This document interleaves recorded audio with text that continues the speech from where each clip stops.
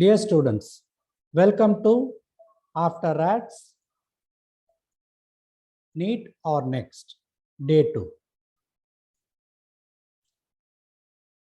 Question 5 will be, a residual body in pathology means autopsy remains, an organelle within a lysosomal sac, dystrophic calcification, fibrosis after myocardial infarction. The answer is an organelle within a lysosomal sac. This diagram we are all familiar with. So this is a normal cell in which I am finding endocytosis of a foreign particle. At the same time, there can be destruction of the organelles. The cell contains powerful lysosomal enzymes which fuse with the phagocytic vacuole or the autophagic vacuole, and the contents are digested, after which we get a residual body. So that is what we are finding within the lysosomal sac. You can find the reference in the earlier versions of Robbins. Question 6. A 35-year-old male presented with altered bowel habits and loss of weight. The radiological findings were as given. The probable diagnosis is post-tubercular fibrosis, cancer colon, volvulus, Crohn's disease. So this is the picture that was given to you people. And the answer is Crohn's disease. So this was the X-ray that was given to us. It is a barium meal in which I find that there is a narrowing of the lumen as well as some distended portions proximal and distal to it.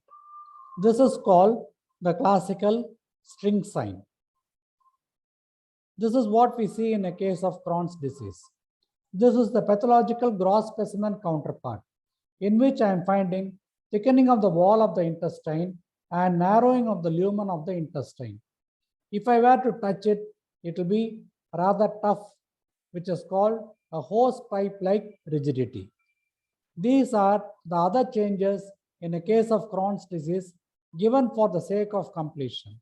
We shall be revisiting them. It is ileocolonic, mainly affects the small intestine. Skip lesions will be seen. A cobblestone picture is present. Strictures are common. Ulcers called as serpentine ulcers will be present. There can be hypertrophy of the muscle as in this case, and the fat from exterior creeps over the intestine called as a creeping fat. The patient can also be having other disorders such as uveitis. So I would like you people to kindly revisit the entire topic of inflammatory bowel disease, though I shall be doing my part. What are the differences? What is the microscopic clinical presentation, complication, as well as extraintestinal manifestations? And these are my sources of reference.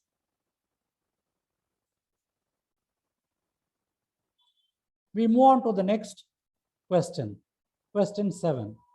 The single most definite feature of a malignant tumor is hemorrhage and necrosis, increased size, capsular or vascular invasion, increased mitotic rate. The answer for this is capsular or vascular invasion. These are the references, of course. All of these are features of malignancy. You people would have read in your second year. But then there is a definite criteria called invasion. We shall see what it is. Look at this one. It is a follicular neoplasm, can be present in the thyroid. If it is going to be like this is a capsule, the green color. Even if it is going to be bulging into it, it is not called an invasion, but it has to be through and through. And you find that there is a spread beyond the capsule, which is a definite sign of malignancy. Actually, it is a nightmare for us pathologists. Also, This is a lymphovascular channel. There is an invasion that is seen.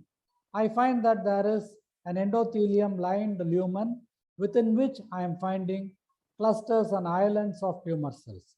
This is called a tumor embolus. Either the capsular invasion or the vascular invasion are definite signs of malignancy. All the other things can be present. Even a benign tumor rapidly growing can become necrotic. A torsion testis can present with necrosis. So that is not the answer.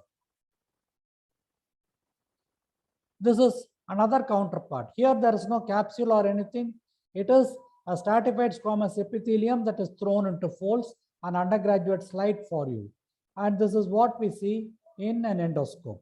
You find that there are nodular lesions, but you find that the basement membrane is intact. Only when there is an invasion of a basement membrane, we can call it malignancy. Invasion, capsule or vascular or basement membrane. Next question is, a 12-year-old boy was brought to the general OP with a history of swelling in his left femur. He had a history of a low-grade fever and was treated with antibiotics for 5 days. This is a common occurrence. In view of no improvement, he was referred to the orthopedician. X-rays and biopsies were taken, and these pictures were given to you people. There is an arrow also. The questions were, the stain that was used in this particular condition is, and what is the probable radiological diagnosis or the final diagnosis? The stain used for histology is hematoxylin and eosin, periodic acid shift, Alcian blue, and Congo red. Here I find that there is some kind of a pinkish or a magenta color that is there in the cytoplasm, and the answer is periodic acid shift. Correlate with the intestinal metaplasia for the color. And here again, the epiphyseal end of the diaphysis is called the metaphysis. So there is a diaphysis, there is a metaphysis, there is an epiphysis. And this tumor is somewhat in this region of the junction between the epiphysis, the metaphysis and the diaphysis. Also, I find that it is a swelling that is appearing. There is a kind of appearance called, we shall be seeing it. And the diagnosis is Ewing's sarcoma. The age is about 10 to 20 years. Usually the long bones occurs in the diaphysis. Pelvis can be involved. Translocation between 11 and 22. And it is a fusion of Ewing's sarcoma, breakpoint region 1 gene with the friend leukemia integration 1 transcription factor. So these may be asked for advanced questions. And basically it is a primitive neuroectodermal tumor. This is what we are finding in a specimen. There is no invasion as such, but then there is a bulging of the lesion. Arises from somewhere within the bone, and there is a thickening of the bone concentrically, which gives rise to an onion skin appearance. And coming back to this one is, the onion skin appearance can be seen in all these differential diagnoses. Malignant hypertension, or it can be demyelinating polyneuropathy, sclerosing cholangitis, spleen in SLE, Ewing's sarcoma, and Tay-Sachs disease. So we will have this in our mind because this itself can be asked as a question, which we shall visit at a later date. Coming to the histology of this particular lesion, it is composed of small, round, uniform cells. And sometimes I find that they are arranged in a circular manner with a central acellular region. And this is called the Homer-Wright pseudorosettes. What is a rosette? What is a pseudorosette? We shall be seeing later.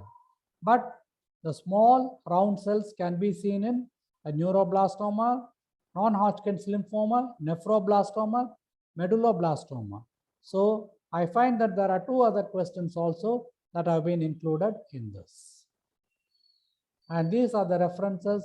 I've included the orthopedic text as well as the Bailey's surgical pathology in addition to ours. And this is what you people are supposed to do. These are the answers, and this is what I'm supposed to read or concentrate on. These are the sources of references, and these are the benefactors. Find out in which group you are. Even otherwise, it pays dividend to go through the entire thing.